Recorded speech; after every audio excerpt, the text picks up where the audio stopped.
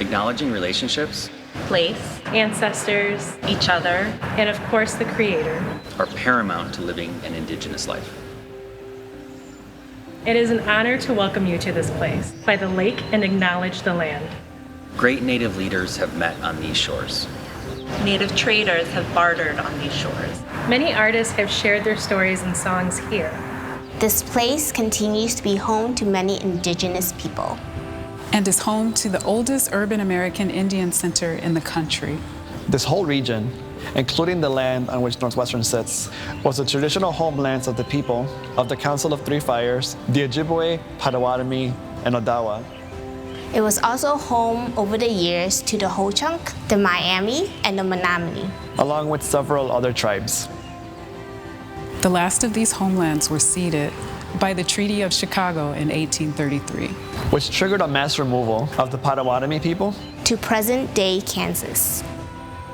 The system of colonialism, which is an ongoing process, not only ensured the removal and erasure of Indigenous peoples from the land, but also fueled the enslavement of Black bodies to remake and reform the land into settlements, cities, states, etc. As it has been for thousands of years, people have gathered here. And now we have come together to welcome a new group of young people and their families to this place. To begin building new relations. We give our thanks to the Creator and these lands that provide water, food, and shelter. So that we may live, study, and envision a world of tomorrow that will continue to sustain us generations to come. It is within Northwestern's responsibility as an academic institution to disseminate knowledge about Native peoples and the institution's history with them, along with the ongoing effects of colonialism. Colonialism is living and breathing. It is current and permeates our society. This is Northwestern's history, as it is all our history. Like many people before us, you have traveled great distances to gather at this place. Whether you're here on campus or virtually gathering from afar. And it is our hope that you will return safely back to your homes. With new stories, new ideas, and new relationships. It is with care that we offer this land acknowledgement. And consider our presence on this land as we are guests here as well. We ask you to please take a moment and consider your place in this history as it continues to unfold. and any commitments you want to make to honor the land and the people on whose land we reside. We honor those peoples and give thanks for everyone and everything.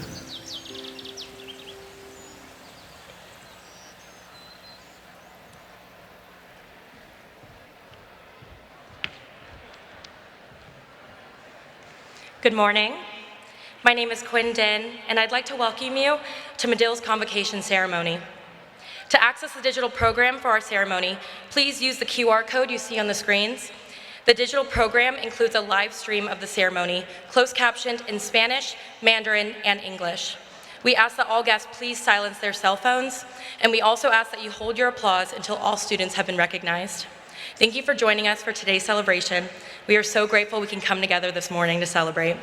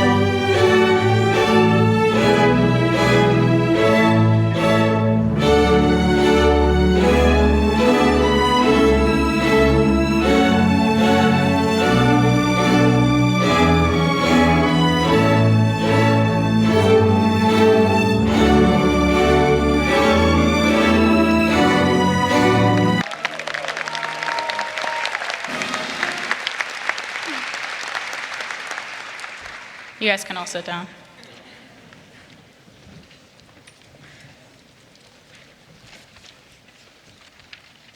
Okay.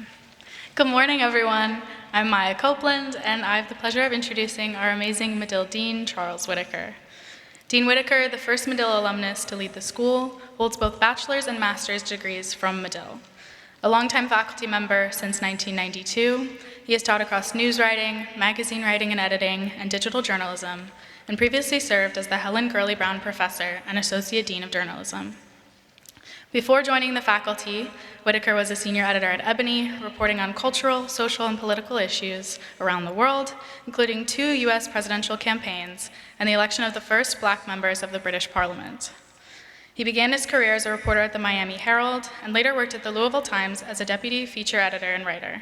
His work has appeared in numerous national publications, and he has held leadership roles with organizations such as the American Society of Magazine Editors, the Center for Public Integrity, the Prison Journalism Project, and Block Club Chicago.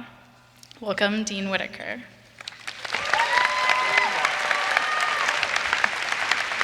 Thank you, Maya, for that lovely introduction. Good morning, everyone.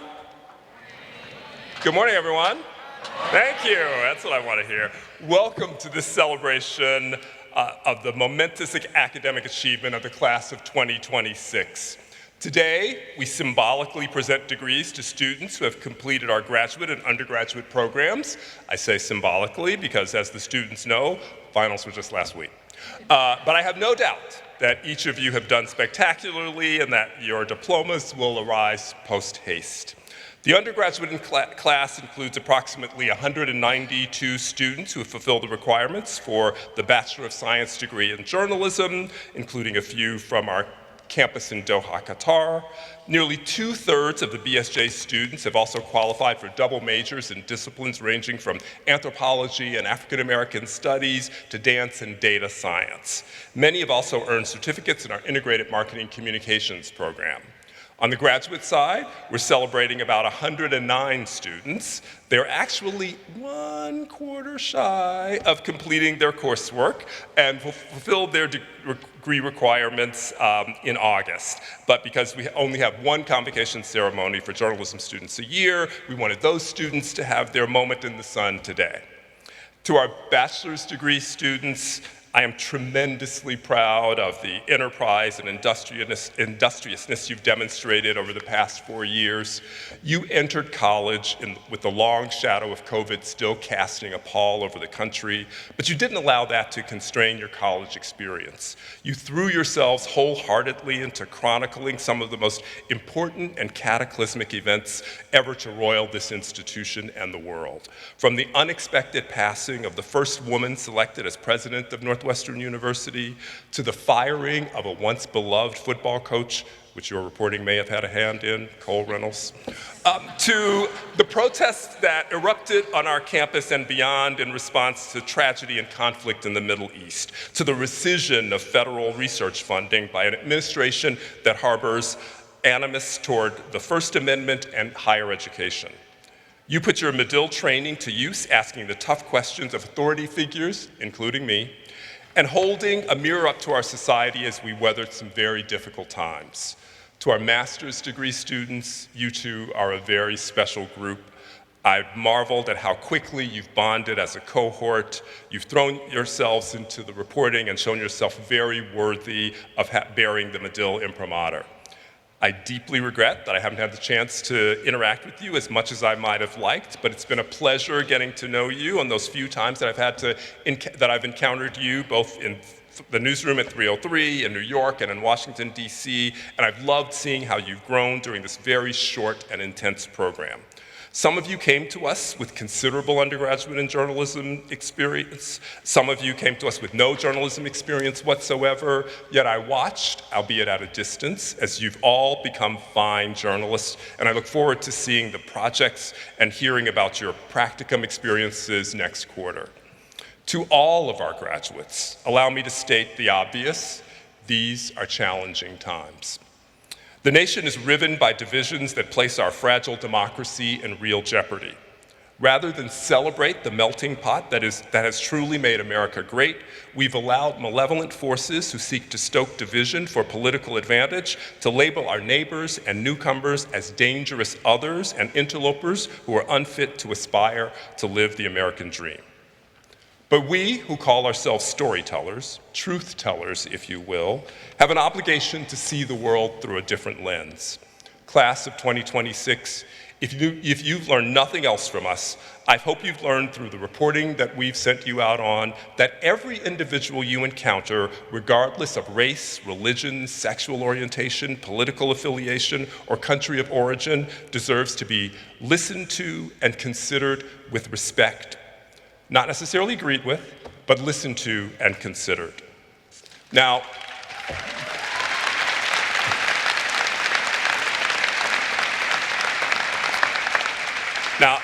I have a little confession to make, and I want the faculty to plug their ears because I don't want them to become apoplectic when I say this. But I really don't give a flying fig if you learn to craft the best nut graph or the most compelling lead or are a whiz at editing in Adobe. That's a bit of an exaggeration. Actually, I'm quite confident that my colleagues back here, who are all consummate professionals, have prepared you well to enter the business should you decide to do so. But frankly, what's just as important to me is that you're leaving Medill as empathetic, culturally competent individuals who understand that while maintaining a pluralistic society is messy and complex, the beauty of the American experiment is not in embracing the mythology of American exceptionalism, it's in exploring the many ways in which our society, flawed as it is, has been enriched by the contributions of the many people who helped create this gorgeous mosaic of humanity.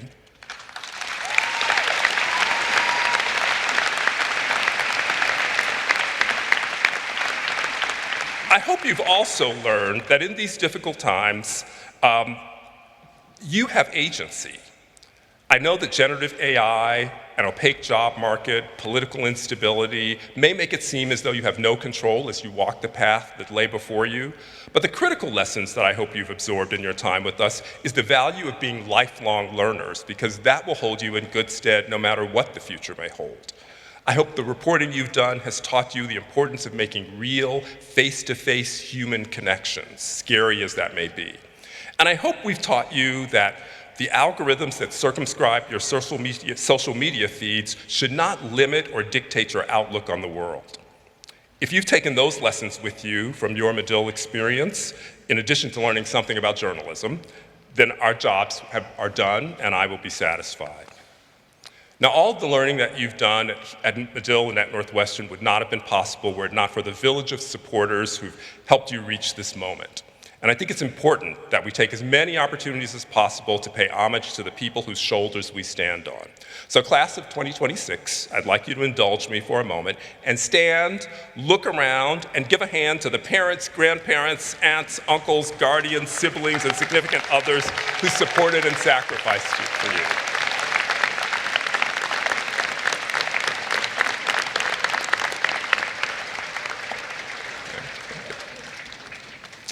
I, of course, have my own support network, without whom it would be impossible for Medill to function. They're the professionals who surround me and whose shoulders I stand on, starting with our graduate admissions team under the direction of Assistant Dean Julie Collins, who recruited this amazing class of master's degree students.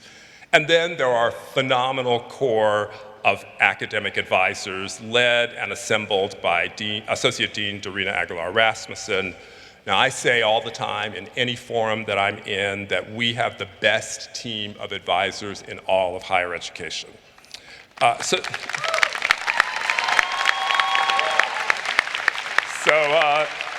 Students, let's give it up for Daniel McKenzie, Hope Wallace, Jaime Hermosola, Akia Porter, and Anika Patel, Jasmine Diaz, and Julie Neguera. They have worked assiduously to ensure that no student is left behind on the road to fulfilling their degree requirements. And of course, there's this amazing group of people behind me.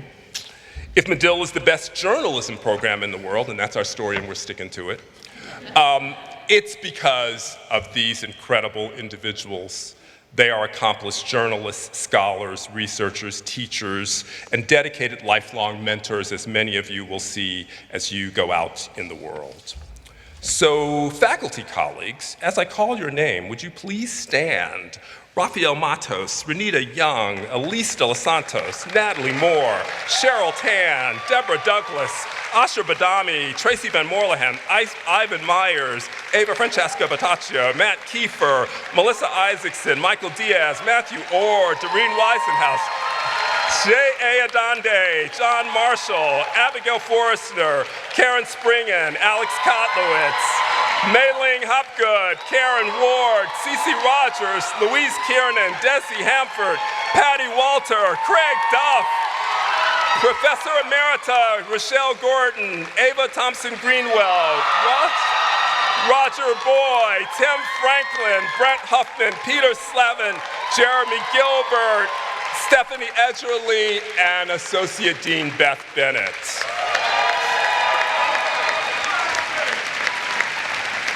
Thank you, colleagues, for your amazing, amazing work. You may be seated, except for Jay Adonde and Alex Koplowitz. Get up.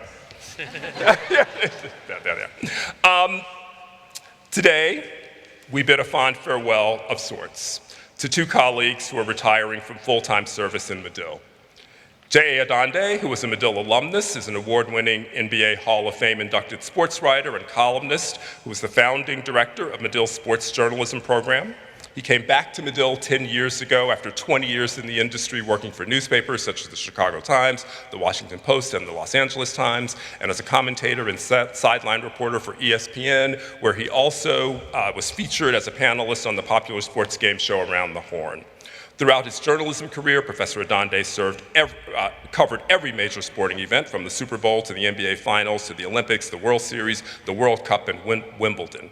He brought that wealth of experience into the classroom as a mentor and guide to a new generation of sports journalists and communications specialists.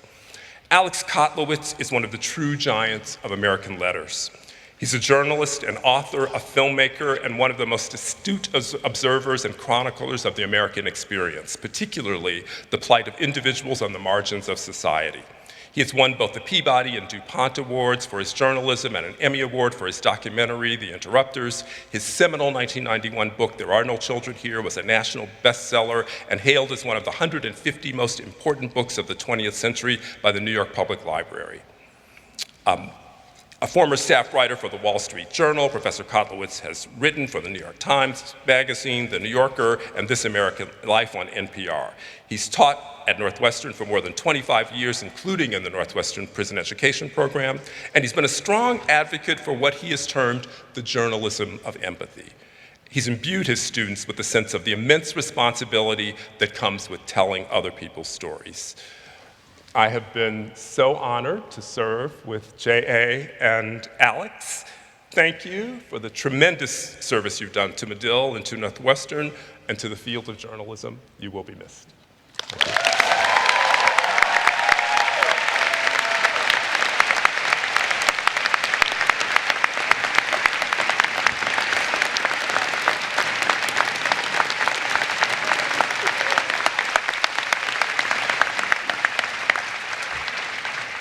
Tragically, we lost a member of the Medill community last week.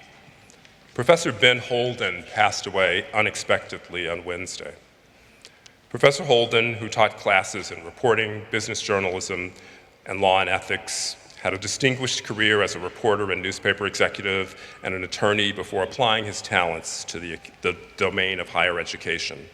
He joined the Medill faculty in 2022 when I spirited him away from the University of Illinois, and he quickly established himself as a student favorite and my personal style icon. He was a passionate advocate of press freedom and the ethics of journalism, and his legacy lives on in the lives he touched in the classroom and outside of it. Our thoughts are with Professor Holden's family and loved ones. May we take a moment of silence, excuse me, in memory of Professor Ben Holden.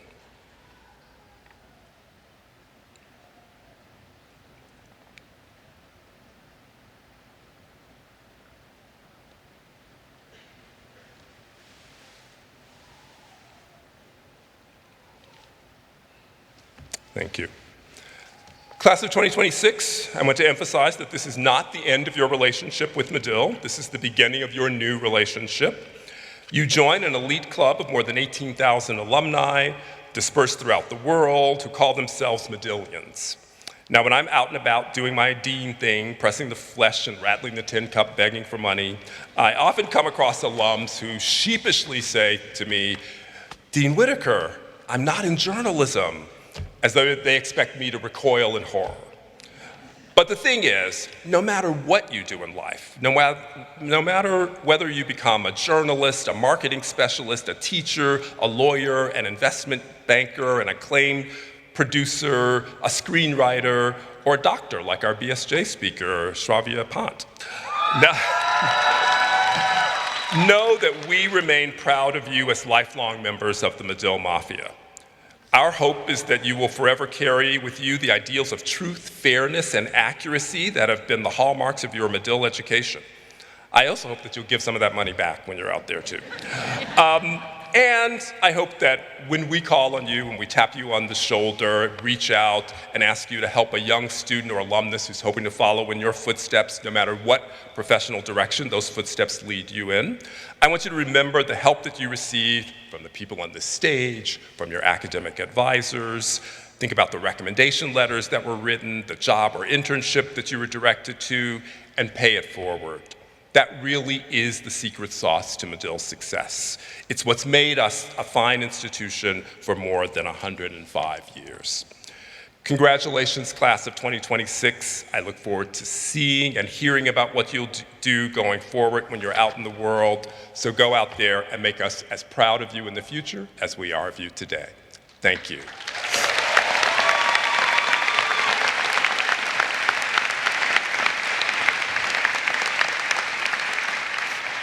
And now I'd like to introduce, I have the pleasure of introducing our two amazing student speakers. Representing our BSJ class is Shravya Pant. Representing our master's degree students is Noah Matthew Robinson.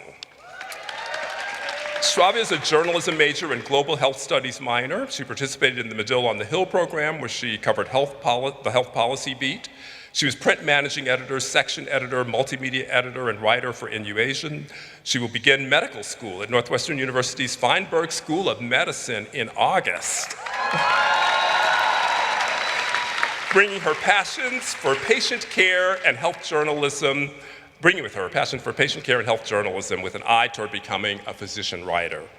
Noah Robinson is a documentary journalist, filmmaker, writer, director, and sports storyteller whose work reflects the curiosity, discipline, and cultural intelligence of a new generation of media makers. A graduate of Southern Methodist University, where he earned his bachelor's degree at the prodigious age of 20, he later studied screenwriting through UCLA's professional writing program. He's the co-founder of Noma, a production company, and is currently working on making his feature directorial debut with Redline, a cinematic Formula One documentary. First up, Shravya.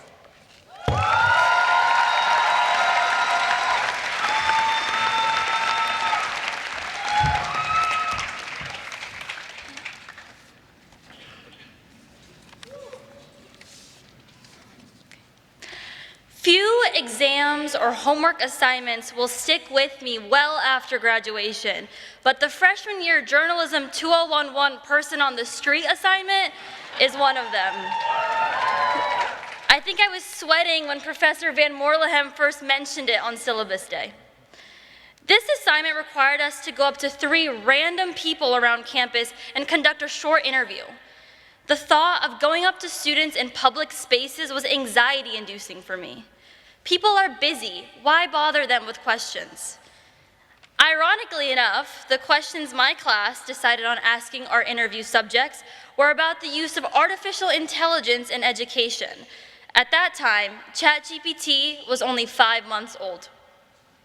I felt terrible bugging students in the library, forcing them to take out their headphones or pause their lectures to answer a few questions a Medill freshman wanted to ask them about AI.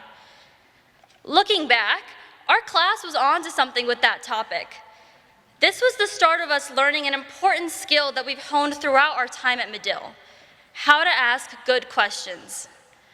As Professor Van Morlehem explained the assignment to our class, she said there were 2 questions we couldn't forget to ask, not just for this assignment, but in any interview. Is there anything you'd like to add? And who else should I be talking to? For the budding reporters, this seems obvious. We know we often get the best quotes in response to these 2 questions. But the skill of asking good questions is not confined to journalism. Some of us will go on to alternative careers. For the soon-to-be lawyers, asking good questions and tough questions will become their bread and butter. To the ones going into politics, this is necessary for understanding constituents' needs. And if there's any other future healthcare providers here, asking good questions is critical for identifying our patients' concerns. Is there anything you'd like to add? And who else should I be talking to? Hold value beyond our careers, too. We should always want to hear what people have to say and who else we can learn from. It will help us explore the cities we're moving to and the new connections we're about to make. Who else should I be talking to is what I asked myself near the end of my freshman year as I was searching for more friends. It's what ultimately pushed me to apply for Medill on the Hill, which is where I met my friends for life. If someone asked us, is there anything you'd like to add about our time at Medill, there's so much to say. We could say how the skills learned through journalism are applicable to any career. Maybe we'd share that whether we're reporting in Evanston, DC, Argentina, or our hometown, our purple pride is always a constant. I'd add that Medill, even with the person on the street assignment, was a lot of fun. Our peers can do it all, and we're bound to see their names in the most coveted bylines. But most importantly, even when we're not reporting, I know that we will never stop asking good questions. Thank you.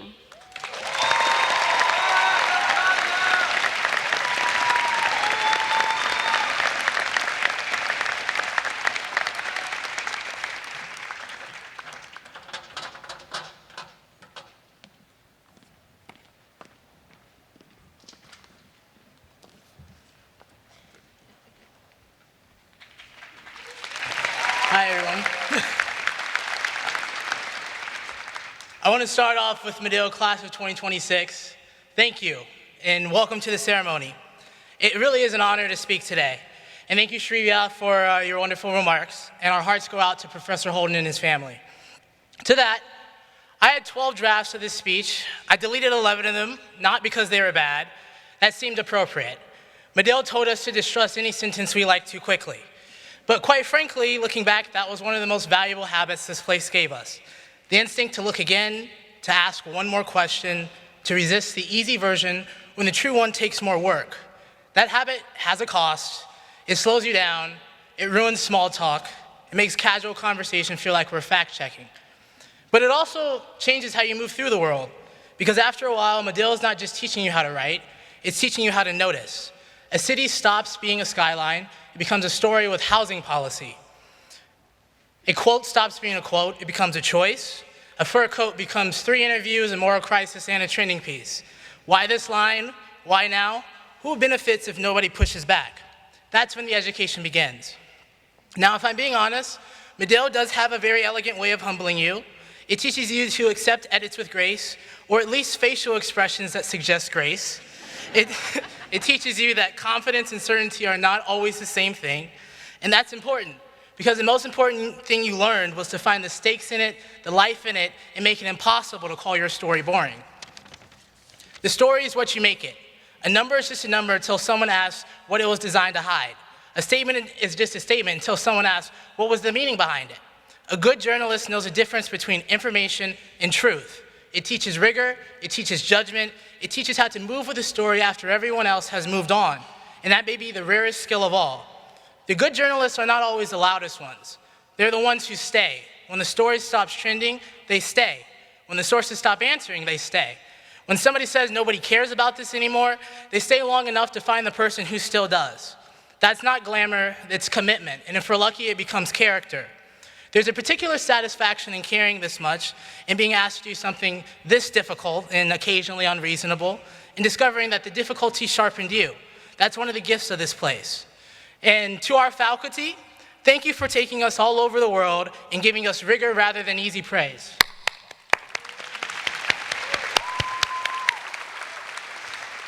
And to our families, thank you for being the unofficial members of the program. You didn't enroll, but you did receive regular emotional spillovers, highly technical phone calls, and let's hope that stays off the record. And to our class, thank you for showing me what organization looked like. I admired it, I learned from it, and for me, it's an advancement of technology. You can call it my PR training. And as the ceremony ends, the standard does not.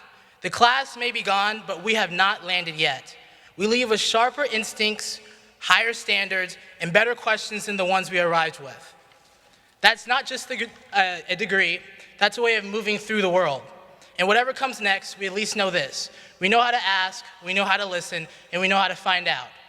That is the work, that is the privilege, that is the degree. Go Cats!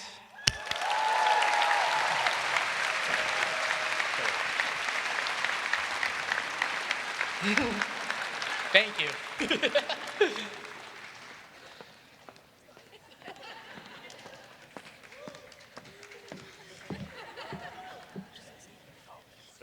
Gracias.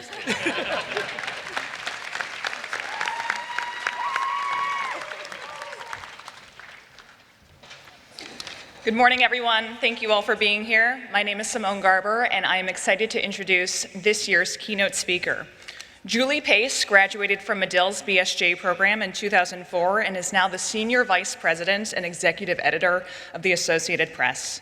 Under Pace's guidance since 2021, the AP has significantly expanded its digital news and increased its incorporation of AI technologies, leading to the growth of AP's direct-to-consumer platforms. During her tenure, the AP has been awarded 4 Pulitzer Prizes and produced an award-winning documentary on the Ukraine war that won an Academy Award and a BAFTA.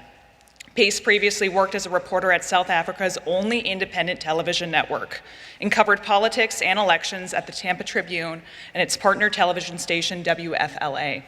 Joining AP in 2007 as a multimedia reporter, Pace developed and executed AP's plans for live video coverage of the 2008 election day and President Barack Obama's inauguration. Pace then took on the role of AP's White House correspondent, where she won the White House Correspondents Association Merriman Smith Award in 2013 for her work explaining the Obama campaign's complex approach to voter turnout. Pace was the Washington bureau chief for AP during President Donald Trump's first term in office before assuming her current role. There, she directed the news organization's coverage of the presidency, politics, and the U.S. government. Please join me in welcoming Julie Pace.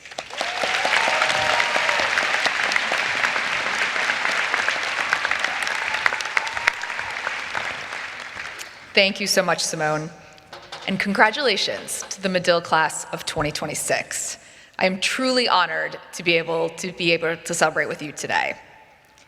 Anyone who knows me knows how much Medill means to me, not just because of the memorable 4 years that I spent here on campus, but because of the connection that I have felt to this school in the years since I graduated, and the support that I've felt from the Medill community during that time.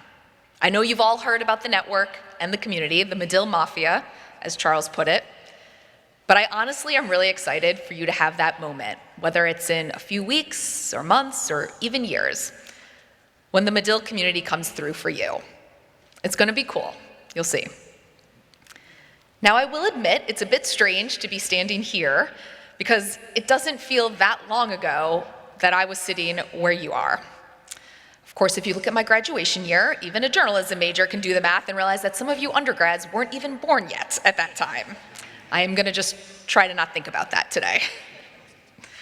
But I really do remember what it was like, what I was feeling when I was sitting where you are. That mix of excitement and anxiousness, of pride in accomplishing and what you've accomplished in graduating from what is the most prestigious journalism school in the country, but also some second guessing about whether journalism was really the right thing to major in after all. Like you, I graduated at a time of deep uncertainty for the media profession. In the early 2000s, it was the internet that was reshaping the ways information was flowing and starting to upend the business models that had underpinned our industry. We couldn't quite see it fully at that time, but those forces would go on to change journalism in profound ways. Some of those changes have been damaging to the work we do. Many news organizations struggled to adapt to a digital world and never found a way to financially sustain themselves. The internet has also made it easier for misinformation to run rampant and harder for the public to distinguish between what is real and what is not. But the digital disruption also resulted in remarkable innovation, much of it led by young journalists who had a level of digital savvy and technical skill that gave them opportunities that frankly might not have been available to them if they had been entering the industry at a more stable moment. Classmates that I graduated with went on to found entirely new media outlets. They created newsroom roles that hadn't existed before. They developed new forms of storytelling that are now taught in journalism schools like Medill. For my graduating class, it turned out that our profession needed us in that moment. And right now, we need you.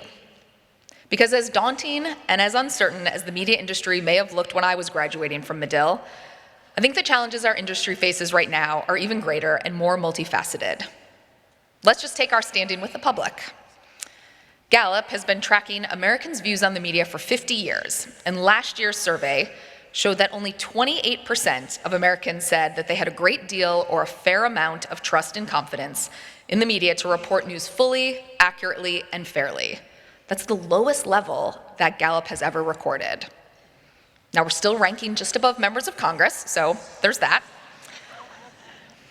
Our business models are still under unrelenting stress. That includes from technology companies that undervalue what we do and purposely push audiences away from us. We also face pressure when audiences sometimes decide that the best course of action at a tumultuous time in the world is just to tune out the news, hope that it all turns out okay. And as we try to reach those who still want to know what's going on, we're competing for their attention with more sources of information than ever before. More news platforms, more social channels, more individual creators, more AI chatbots that seem to think they can replicate the work of a journalist. And for many people, it is harder to distinguish between which bits of information are credible and authentic and which are not. And then, on top of all of this, being a journalist has never been more dangerous. Yes, that is true for colleagues of mine in places like Ukraine and Gaza and throughout the Middle East, who take incredible personal risk to deliver eyewitness reporting that would otherwise not get told. But it's also true for journalists here in the United States and other countries where press freedom is under threat. We've seen journalists in this country detained and beaten up, harassed by both powerful people and their fellow citizens. That harassment is especially pervasive online, when it can hit you like a tsunami wave, and it's often directed most aggressively at women and journalists of color. So I'm not here to tell you that everything you've been hearing about our industry is overblown. In fact, I'm here to tell you it's pretty tough out there. But I also want you to know that despite all of that, journalism and the job of informing the world is the most remarkable and the most fulfilling work that I can imagine doing. People trust you with their stories, even when they have no reason to. Laws change. Behaviors change because reporting reveals wrongs. And despite the perception that the news is just full of doom and gloom, there are so many stories out there that inspire and bring much needed joy and wonder to the world. On a personal note, it's a job that has allowed me, a kid from Buffalo who arrived here at Northwestern with no connections and a pretty limited understanding of the world, to ask questions and hold to account some of the most powerful people. Presidents, prime ministers, monarchs, and the leaders of the world's biggest businesses and organizations. Even on my toughest days, it's hard for me to imagine doing anything else. And I know some of you feel that same way right now, that deep desire to get out there and get in the game. And some of you may not. Some of you will go on to have long careers in journalism, and others will choose other professional paths. But when I say that the journalism industry needs you, I mean all of you, no matter what you go on to do. Because you are graduating from Medill. And that means that you have the skills and the insights and the experience that positions you to be an advocate and a champion for the role of a free and fair press. You know firsthand what goes into producing a quality story. The fact-checking, the source-vetting, the debates over standards and ethics and legal considerations. You know how much work goes into verifying something before it ever reaches an audience. You know how to tell a compelling story without having to embellish the facts to do so. And you also probably know when AI can make all of that work more efficient and when it risks erasing voice and judgment and authenticity. So when someone questions whether the free press really matters anymore or dismisses us as fake news, each of you is equipped to defend our fundamental role in our democracy. And we need more voices making that case right now. Not because I believe that we in the media always get it right or that we deserve some kind of special privilege, but because without us, there is one less check on power, one less source of information that people can rely on to make decisions about their communities, their countries, and their lives. Now, of course, I do hope that many of you choose journalism as a path. Because if the challenges facing our industry push young, talented people like you away from it, then I actually do worry about our future.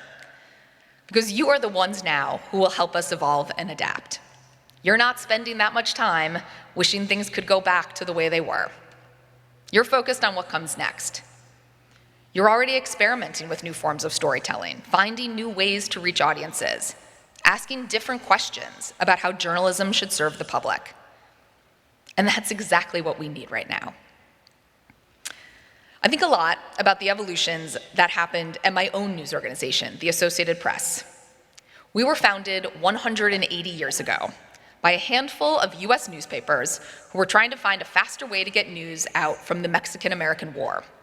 They did so by pooling their resources and funding a network of stagecoaches and couriers on horseback, quite literally the Pony Express, to carry battlefront dispatches from the front lines to the nearest telegraph office. We do things a little bit differently at the AP these days, but each evolution over our 180 years has been hard-won. And it's required us to innovate and to take risk, not always being sure what was waiting on the other side.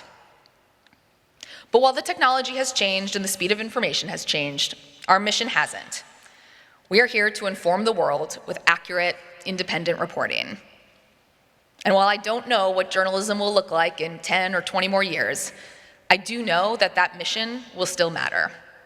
Because people will need information they can trust still. They will still need someone to ask difficult questions. They will still need someone to hold powerful institutions and individuals accountable. So again, that is where all of you come in. For those who are leaving Medill and moving into professions outside of journalism, continue to be our advocates and our backers. Support high-quality news organizations. Hold them to the highest standards for accurate and ethical reporting, and celebrate them when they succeed. Help your family and your friends find credible sources of news, and help them identify the sources that may be feeding them inaccurate and misleading information. And for those of you who are joining our ranks as professional journalists, thank you for believing in what we do enough to want to withstand all of the challenges we've just discussed. I'm not going to stand here and tell you that the road ahead will be easy, but I will tell you it will be meaningful, and it will fill you with an incredible sense of purpose and mission. And you will have the entire Medill community there to support you. Thank you for allowing me to speak with you today, and congratulations.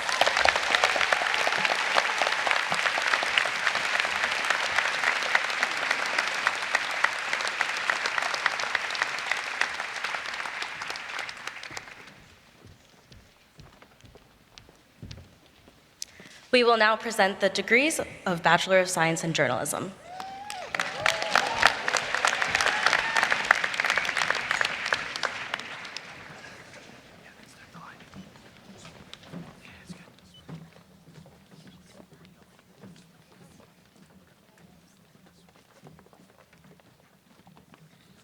Maya Olivia Copeland.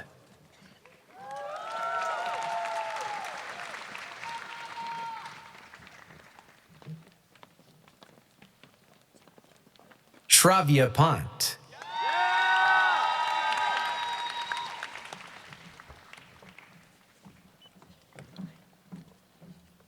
Simone Garber.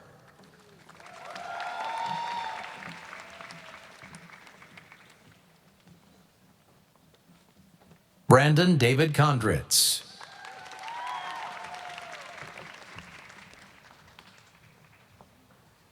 Juliet Emily Allen.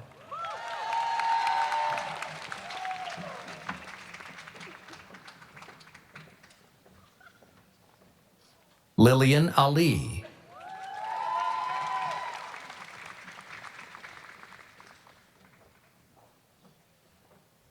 Emily Kim.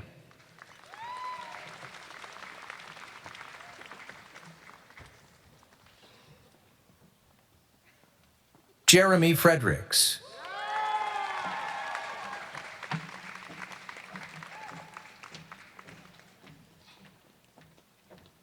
Valerie Yi Chu.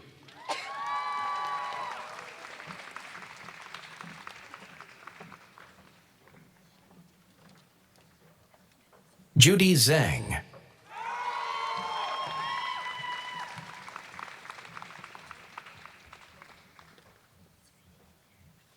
Indra Dalai Sai Khan.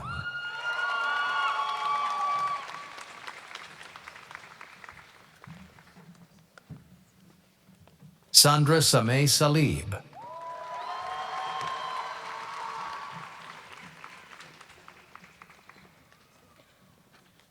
Stefania Contapanos.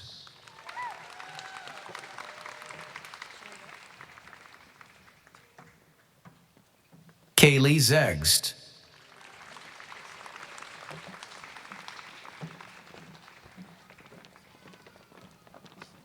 Mia Miraz.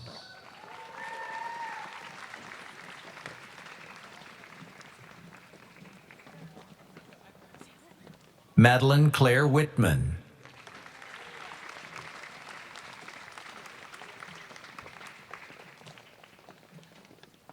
Micah Sandy.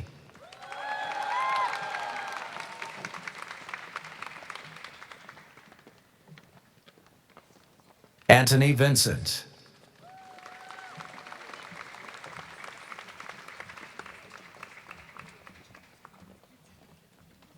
Manahil Naveed.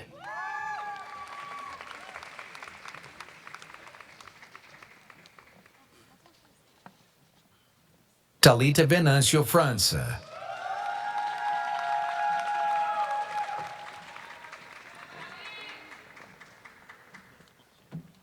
Halliday Maffridge.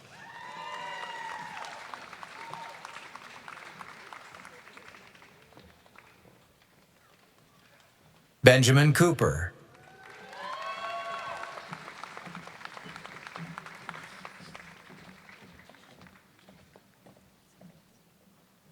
Kelvin Wong.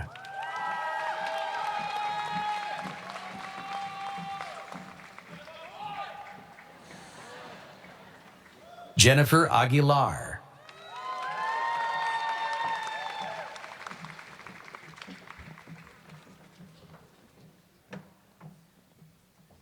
Ileana Garner.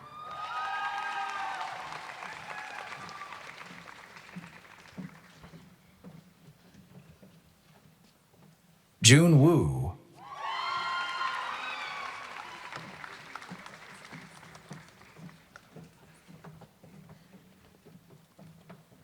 Angela Gang.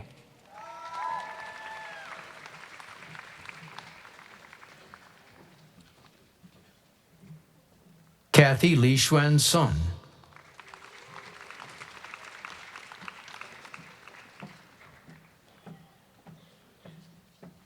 Amanda Lee.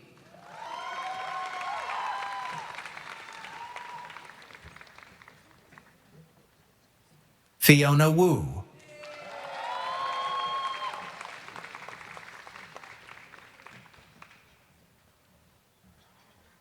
Cara Totley.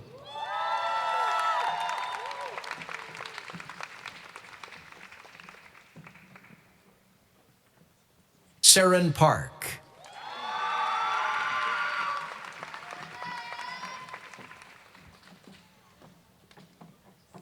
Justin Price.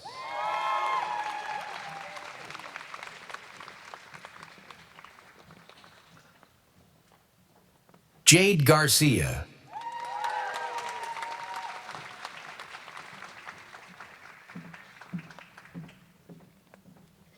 Zach Oliva.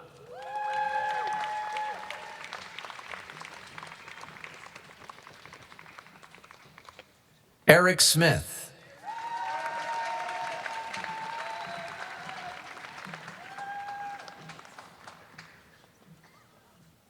Madeline King.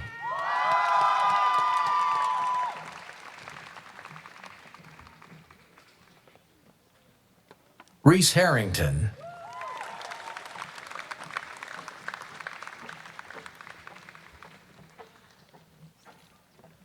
Jordan Eisen.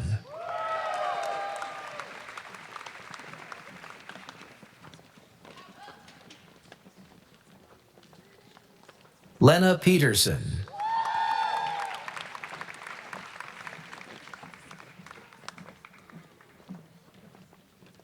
Nora Rosenfeld.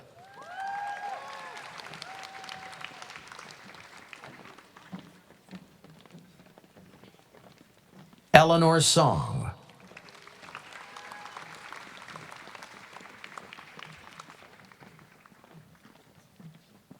Devin Wilkes.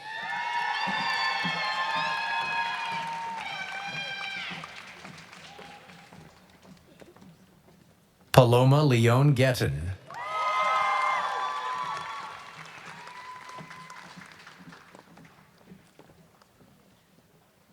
Leah Schroeder.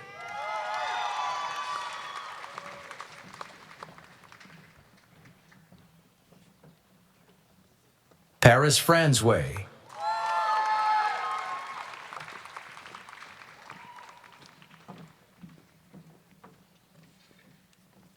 Maya Eikenberry.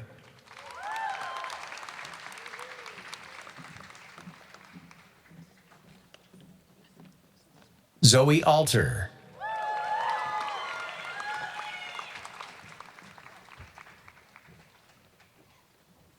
Emily Lichty.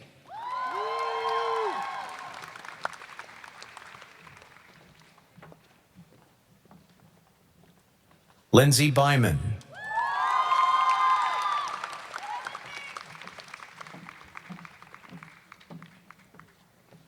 Lance Wilhelm.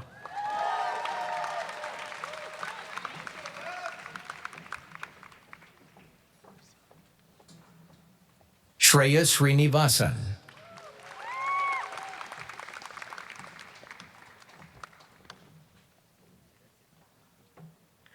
Lily Catherine Ogburn.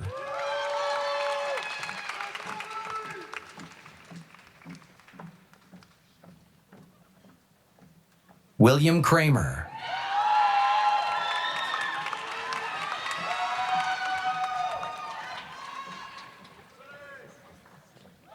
Aidan Johnstone.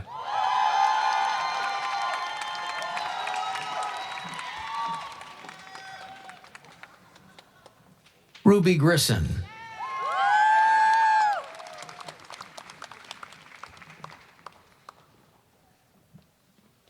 Amelia Albers.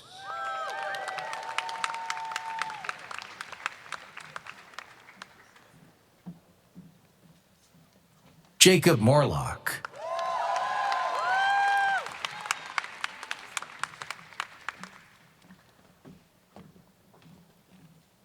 Angelica Lanusa.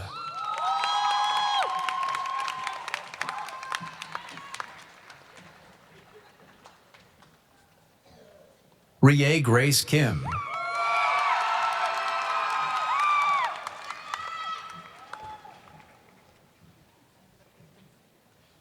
Elizabeth Lowry.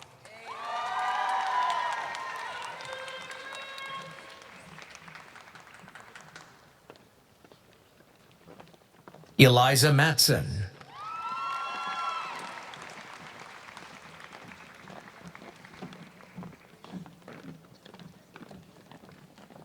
Arthi Venkatesh.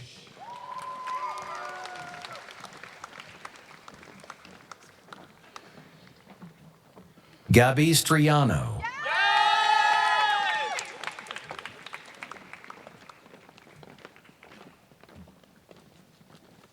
Josefina Espino.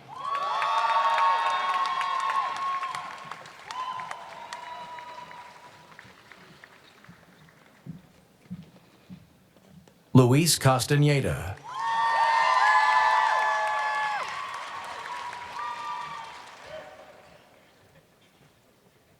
Joshua Sukoff.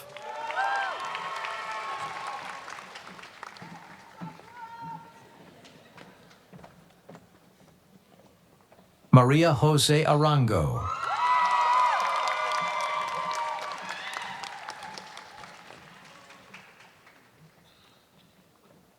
Saifeddin Lamar.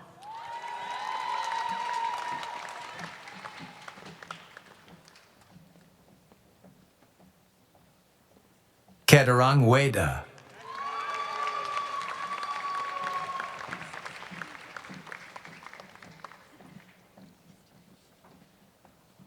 Rahib Taher.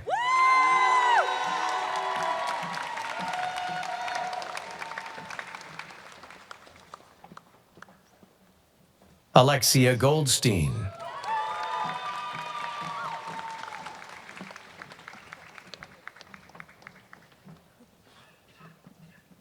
Ava Helscher.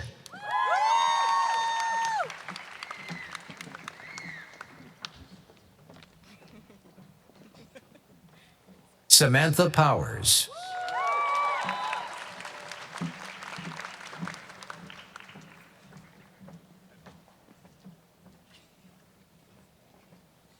Mariah Petway.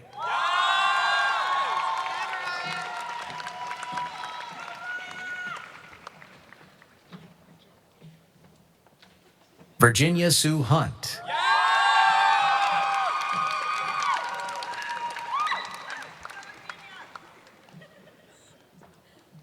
Natalie Wendt.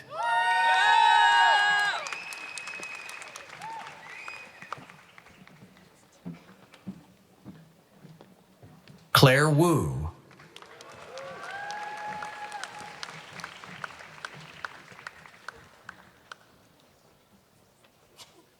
Madison Morgan.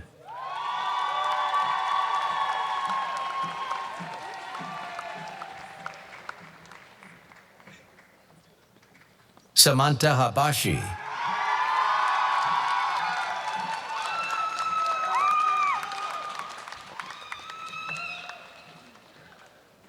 Sophia Pirani.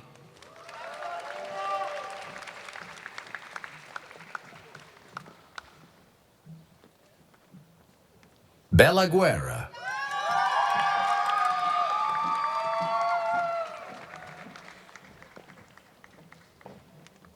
Julia Ray Benkendorf.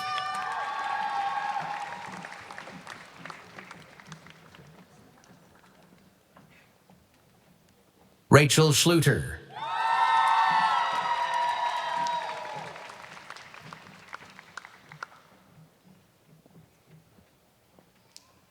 Kunjal Bastola.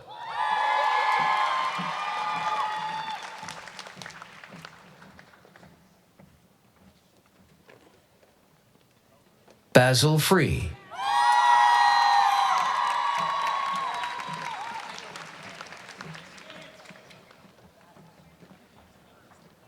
Eliana Green.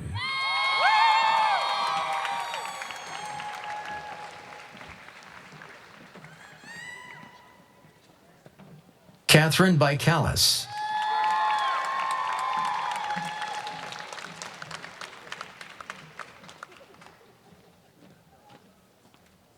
Melissa Dye.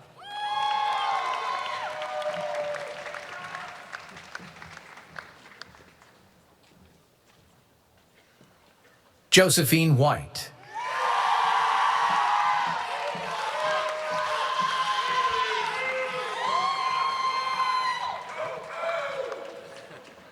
Raven Williams.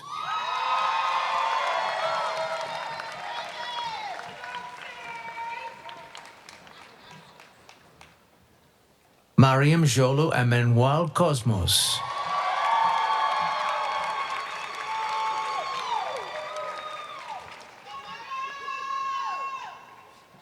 Yasmin Mustafa.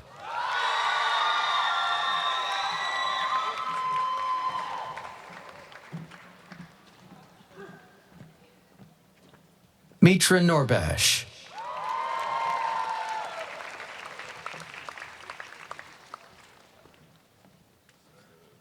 Camille Haynes.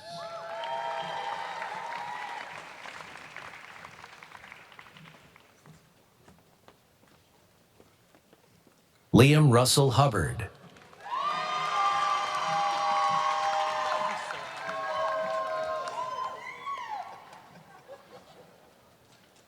Kieran Sheth.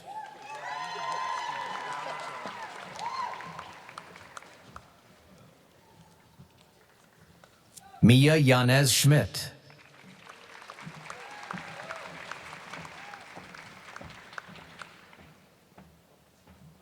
Brooke Miller.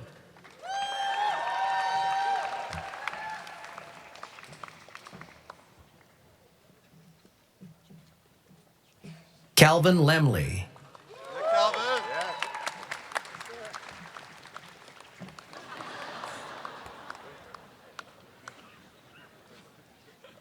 Asher Smith Frank.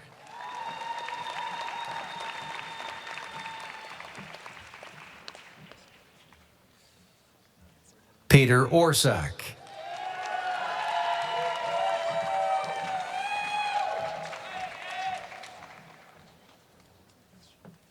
Shiwei Fan.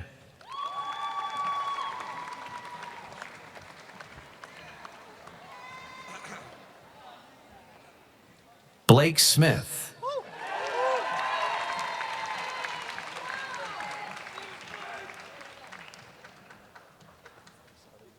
Weldon Genies.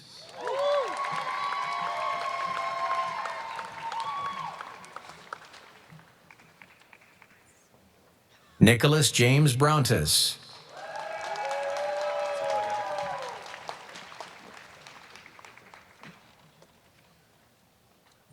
Griffin Senek.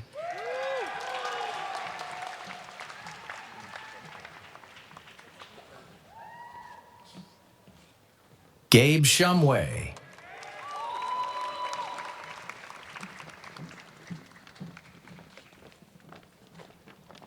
Patrick Winograd.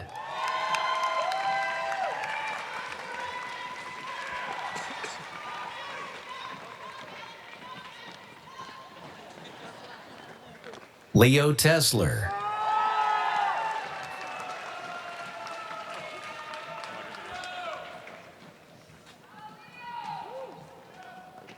Raghav Khosla.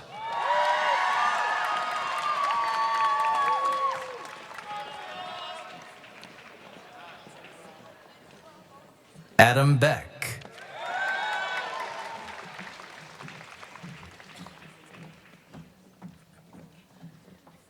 Ethan Seagal.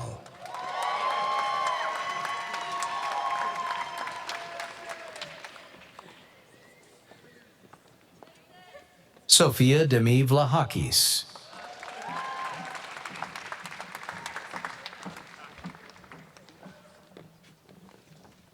Ryan Cole.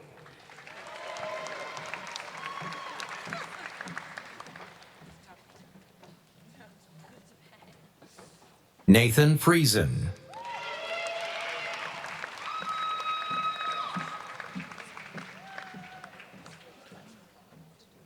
Sarah Hahn.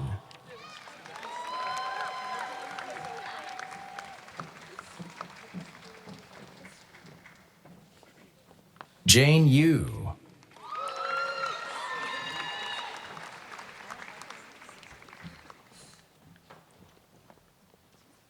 Rachel Spears.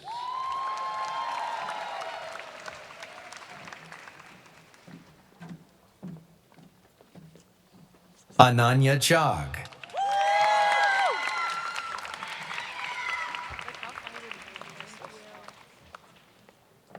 Natasha Leah Marengu.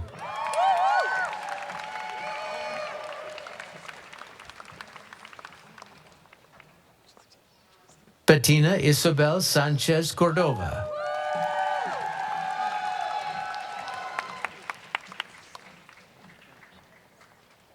Kate Perez.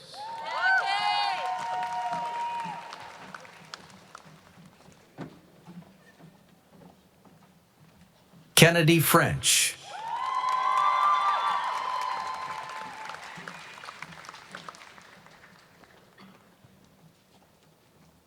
Nadia Bidarian.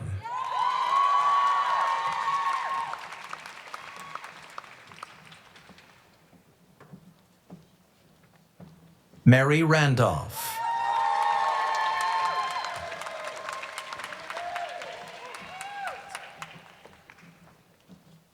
Sarah Josephine Lonser.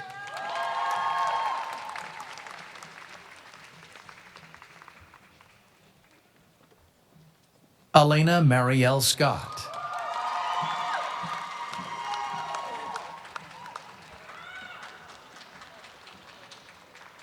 Jade Wong.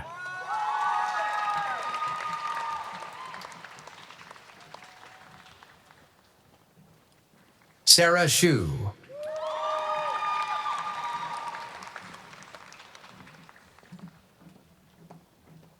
Austin Kim.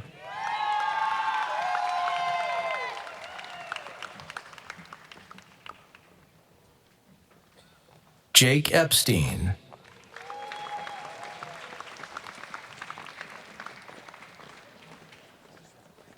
David Sampson.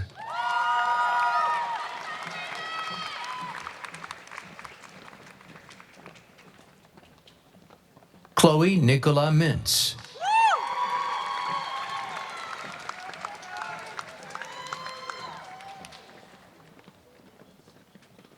Alan Jonas Blum.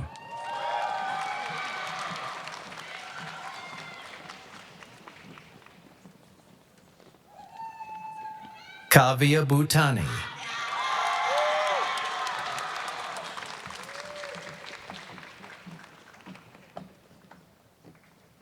William Tong.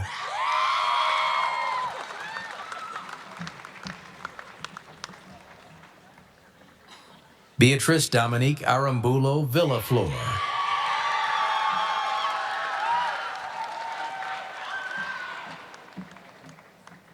Atara Layel Israel.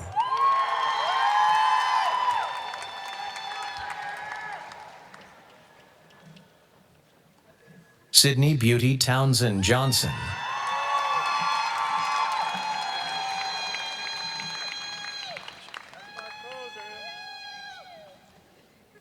Chloe Pestaño Ke.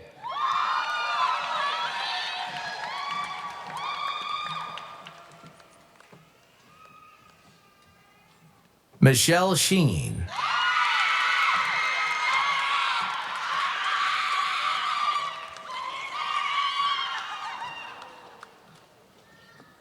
Kelly Luo.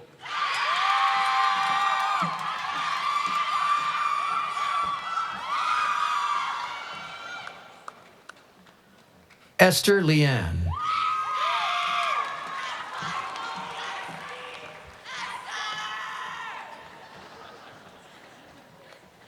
Sophia Jang.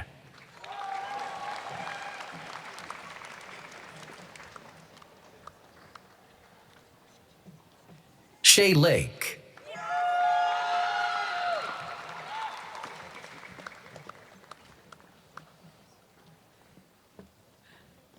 Timia Quincy McCode.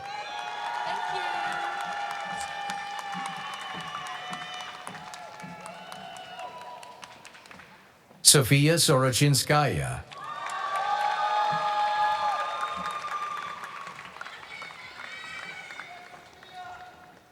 Sonia Dimova.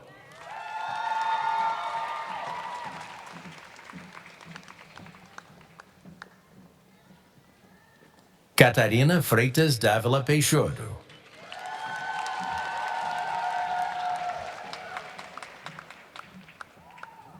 Simon Alberga Carr.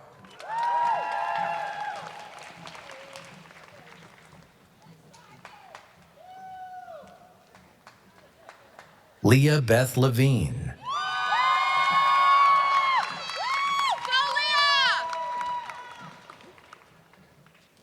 Carol Shepard.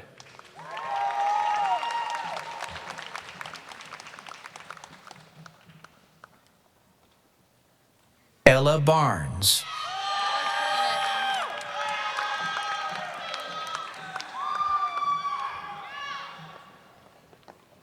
Jessica Watts.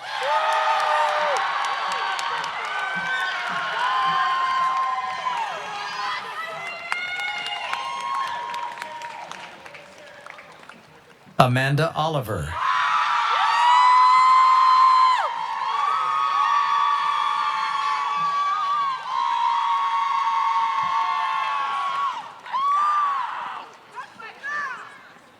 Jillian Moore.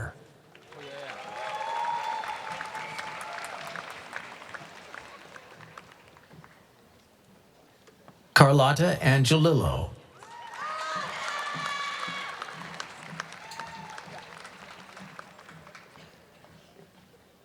Summer Michelle Crawford Sibley.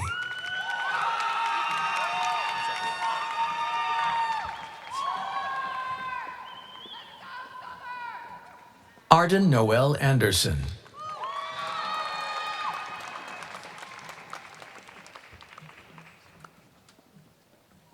Cole Reynolds.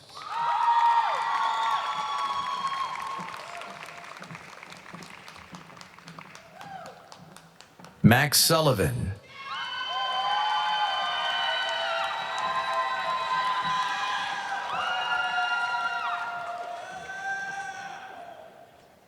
Lauren Yumi Talud.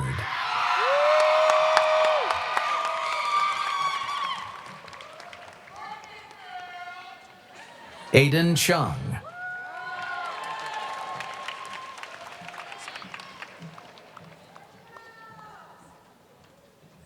Sarah Elizabeth Kim.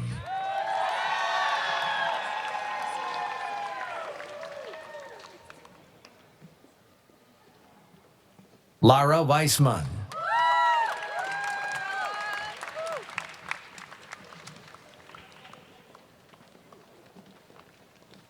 Abigail Lev.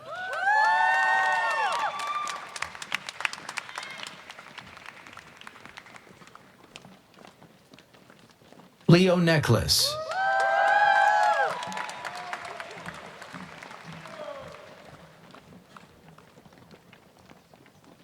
Tobias Kabi.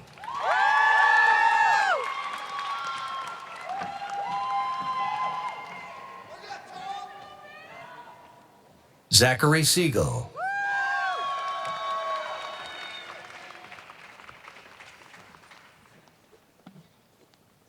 Jacob Hare.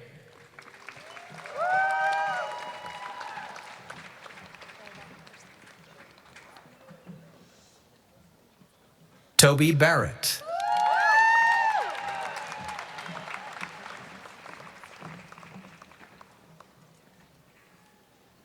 Milan Afshar.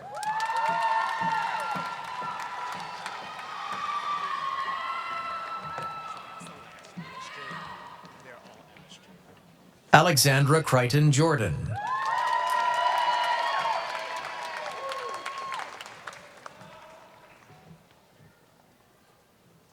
Abigail Emanuela Cowan.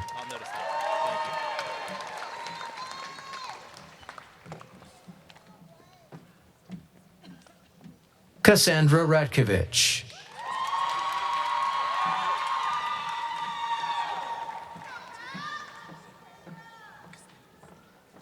Emma Dorothy Siskind.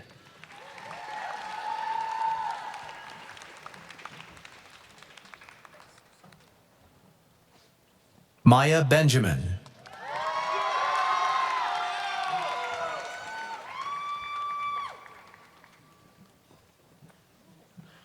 Francesca Argentieri.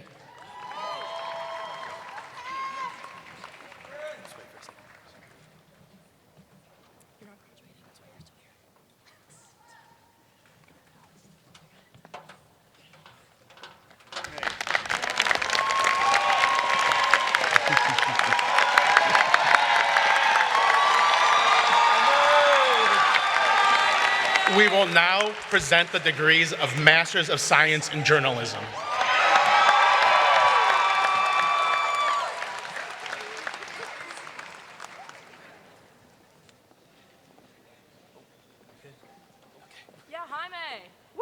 Ana Carolina Gomez.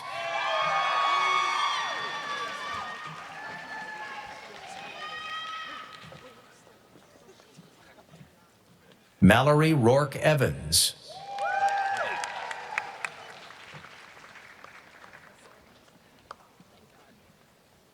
Mary Ellen Ritter.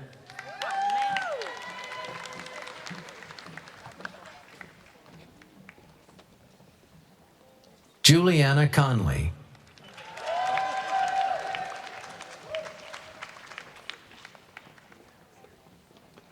Megan Fairney.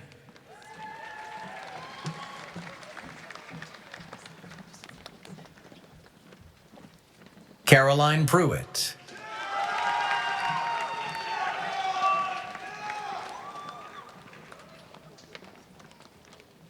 Thomas Rodolfo Hodgkins.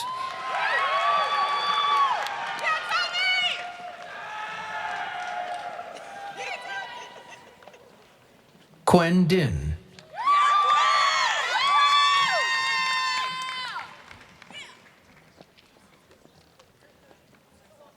Lucy Roberts.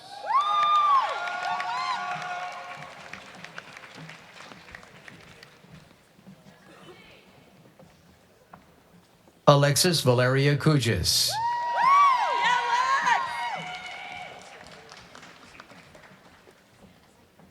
Sarah Catherine Gala. Yes, Sarah!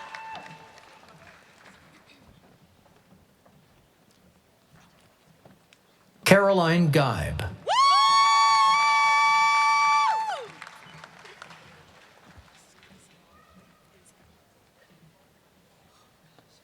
Emilio Reyes.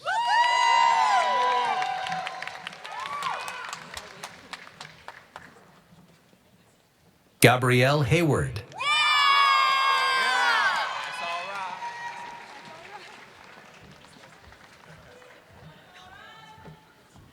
Monique Lewis.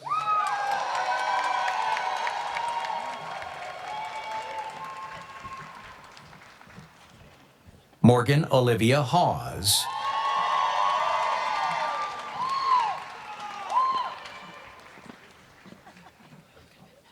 Sydney Rencher.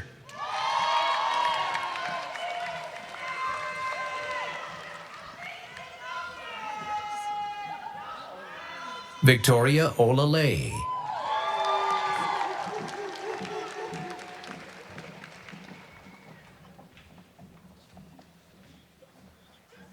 Morgan Norris.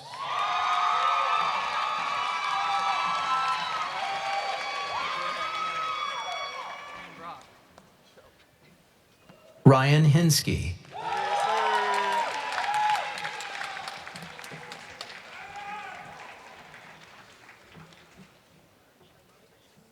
Caleb Bunch.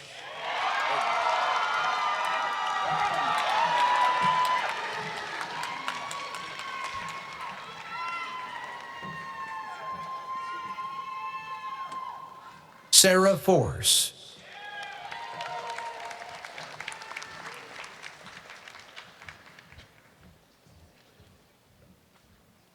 Lexi Braymeyer.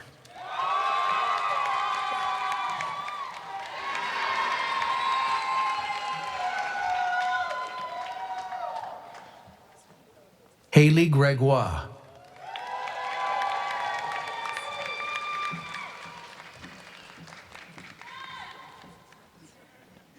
Ellie Fideli.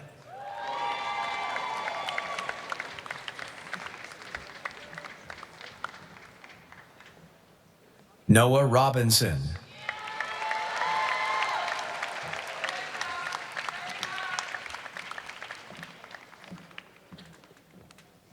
Brock Morgan.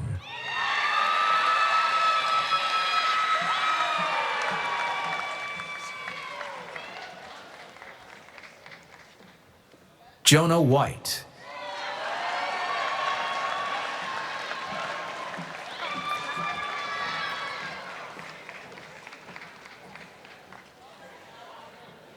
Rachel Duckett.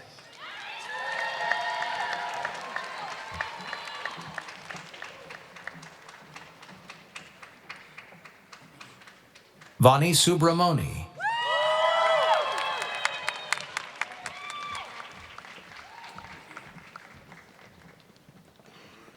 Jasmine Lewin.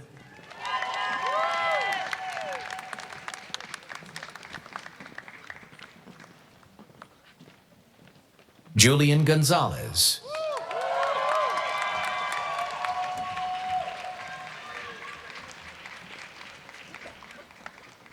Molly Wallace.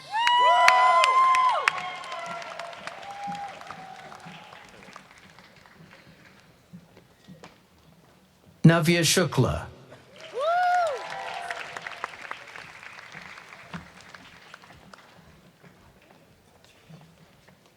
Maya Xiutong Cederlund.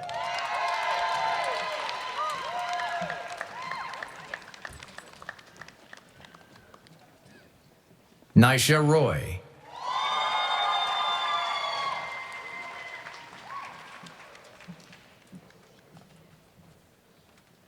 Elena Margot Tittle.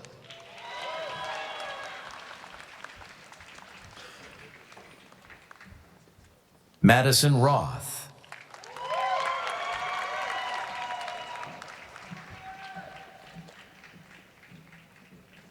Benjamin Lauren.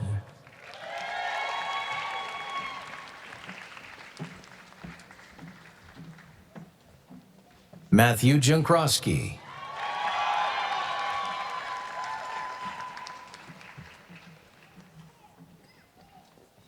R. Taylor Robinson.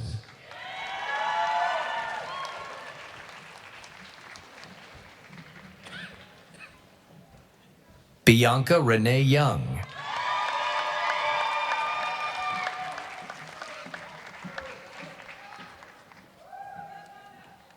Jimena Diaz Padilla.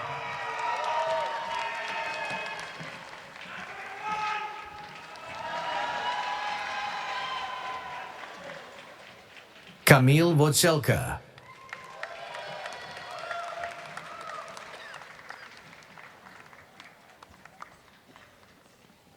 Annika Michelle Morris.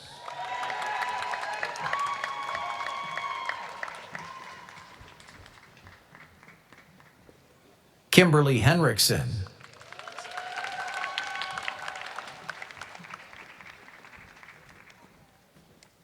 Emma Camille Conkle.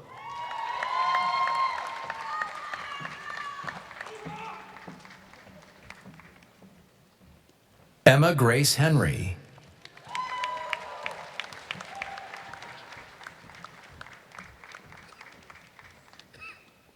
Jack Austin.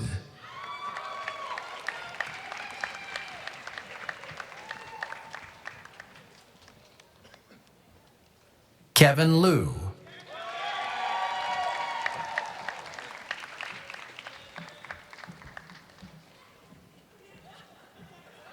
Hans Henneke.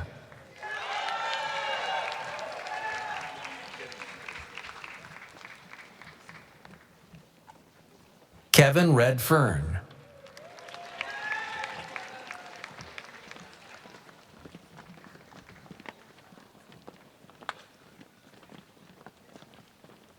Maxwell Bevington.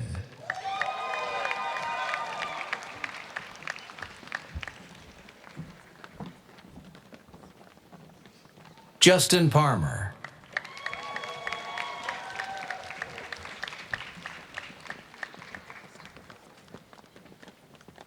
Patrick Edward Voves.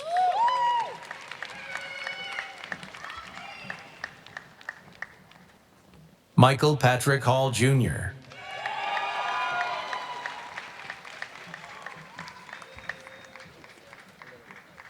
Kyle Musarino.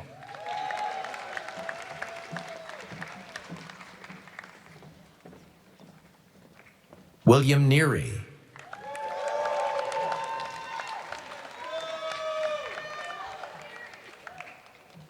Olivia Craycraft.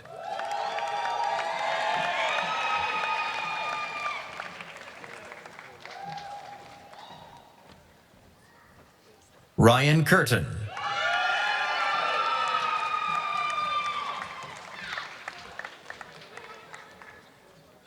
Colin O'Callahan.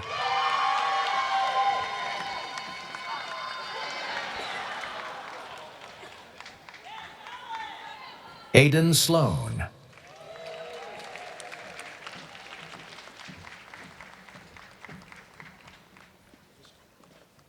Rakad Didi El Bego.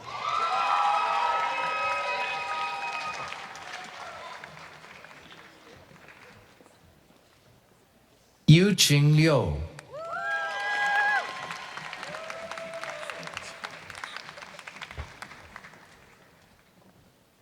Fei Shu Chen.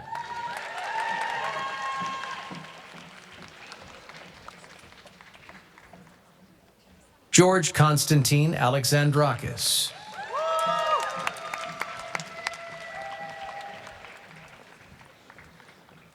Georgia Epiphaniou.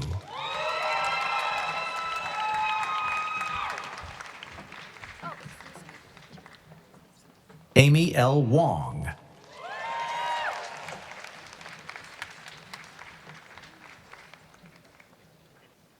Olivia Ardito.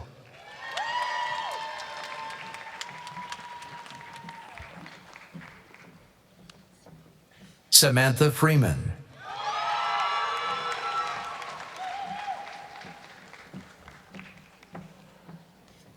Erica Therese Marie Padilla Tulfo.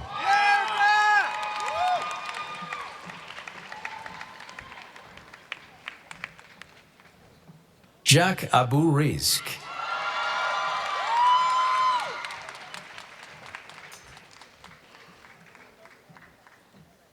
Caitlin Bender Thomas.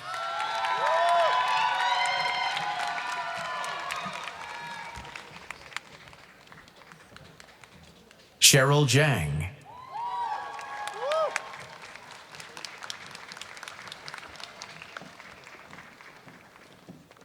Tara Sun.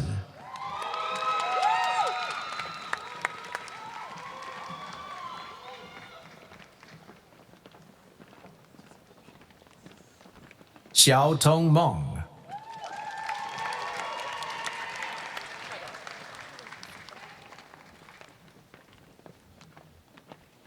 Kathy Siki Wang.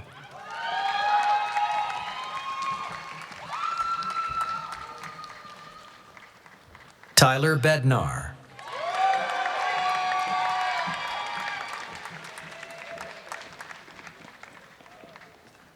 Nicholas Newmeyer.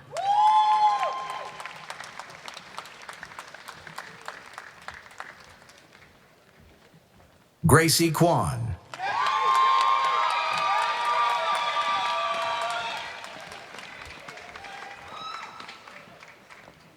Brendan David Prizeman.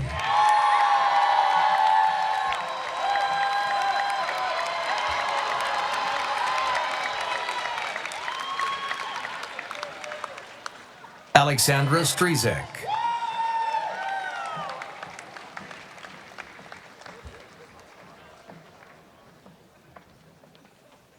Grace O'Reilly.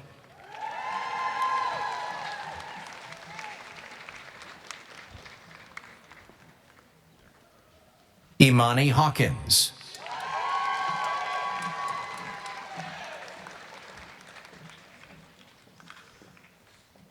Gabriel Matias Castillo.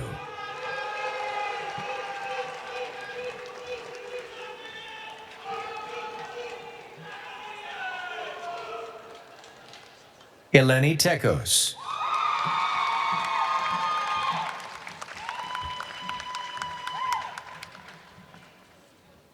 Catherine Marie Lauron Espejo.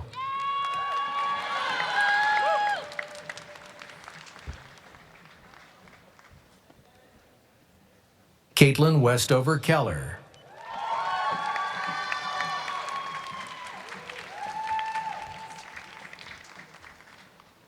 Lara Odell.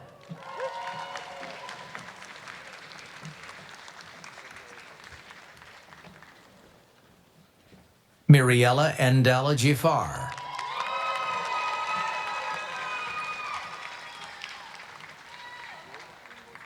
Mariam Baghdadi.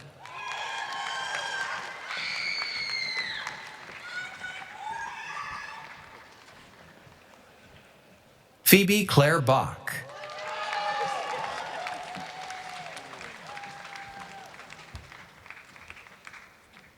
Lily DeHanchi.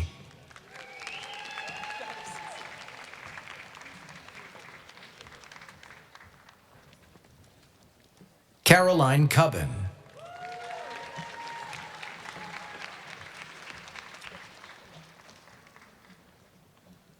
Sydney Meyer.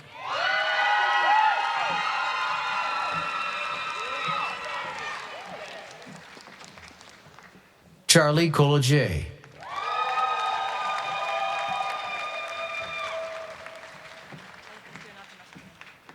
Catherine Silva.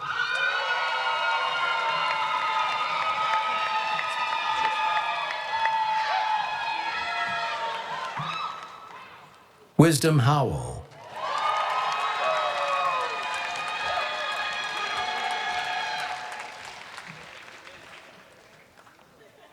Jamie Gara.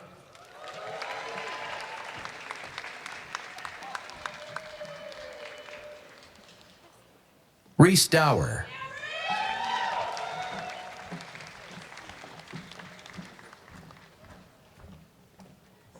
Zara Norman.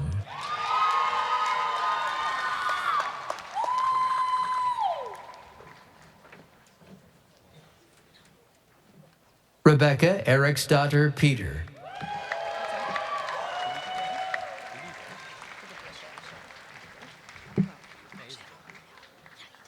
Julia Rose Levy.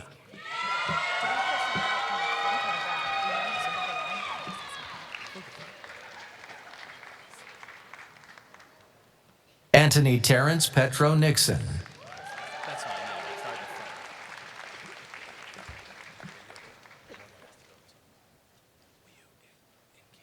Daniela Cantu.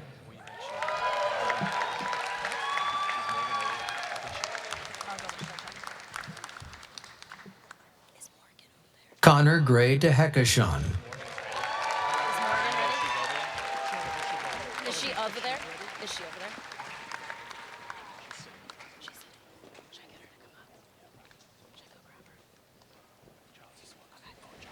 And we have another round of applause for all the members of the class.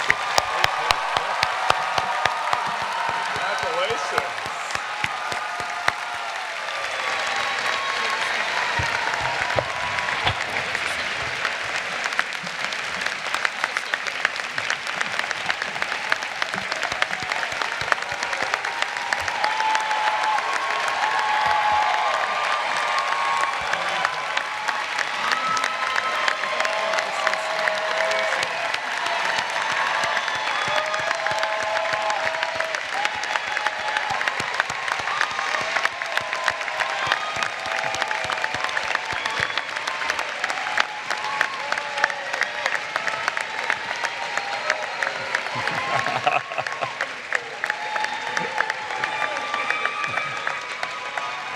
And I want to thank our keynote speaker, Julie Pace, once again. Thank you so much for being with us for your inspiring words. We really appreciate it.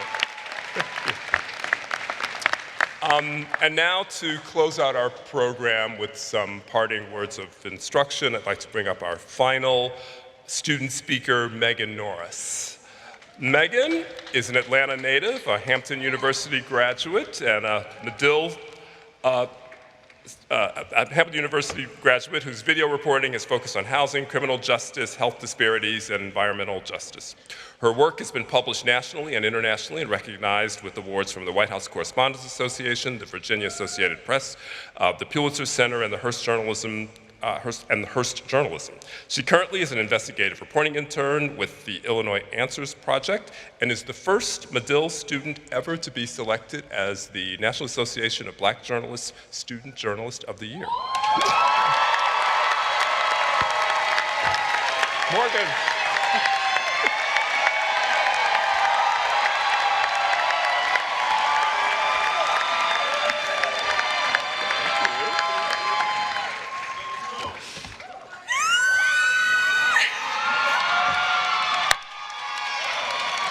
Congratulations, graduates!